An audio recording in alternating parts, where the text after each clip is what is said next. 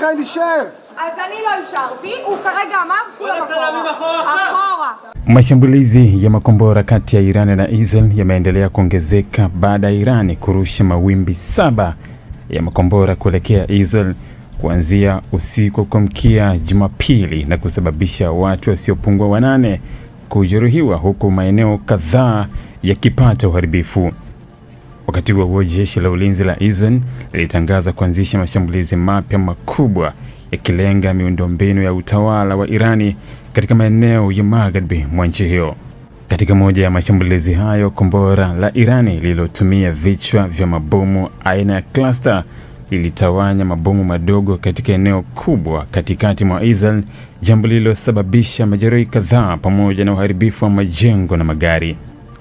Katika mji wa Bnei Brak, mwanaume mwenye umri wa miaka 60 alijeruhiwa baada ya mabomu hayo kugonga jengo la makazi. Katika mji wa Ramat, mwanaume mwingine mwenye umri wa miaka 70 alijeruhiwa kufuatia mlipuko uliotokea karibu na eneo alipokuwepo. Aidha, wanawake wawili wenye umri wa miaka 46 na 18 walijeruhiwa katika mji wa Petah Tikva baada ya vipande vya mabomu kuanguka katika eneo hilo, kwa mujibu wa huduma ya uokoaji ya Israel. Mapema kabla ya saa 6 mchana, watu wengine wawili wanaume wenye umri zaidi ya miaka 50 walijeruhiwa katika mashambulizi yaliyotokea katikati mwa Israel.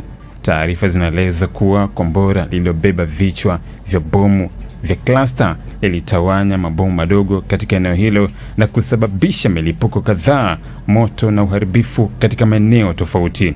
Wakati huo kaskazini mwa Israel imekuwa ikishambuliwa mara kwa mara kwa makombora na ndege zisizo na rubani kutoka kwa kundi la Hezbollah la Lebanon, ambalo liliingia kwenye mapigano mnamo Machi 2 likidai kuunga mkono Irani. Video zilizochapishwa na polisi wa Israel zinaonyesha moja ya mabomu madogo ya cluster kutoka kwenye kombora la masafa marefu la Irani likianguka katika eneo la katikati mwa Israel na kusababisha mlipuko mkubwa. Kwa mujibu wa Wizara ya Afya ya Israel, ndani ya saa 24 zilizopita, zaidi ya watu 100 waliojeruhiwa kutokana na mapigano kati ya Iran na Israel walipelekwa kwenye vituo vya afya. Kati ya watu wawili walikuwa katika hali mbaya huku wengine wakiwa katika hali ya wastani. Vita vya Iran na Israel sasa vinaingia wiki ya 3 na vinaonekana kuendelea bila dalili za kupungua. Rais wa Marekani Donald Trump ameripotiwa kukataa juhudi za kuanzisha mazungumzo ya kumaliza mapigano hayo na pia kutishia kuanzisha mashambulizi zaidi dhidi ya kituo muhimu cha Irani kinachotumika kusafirisha mafuta kwenda nje ya nchi.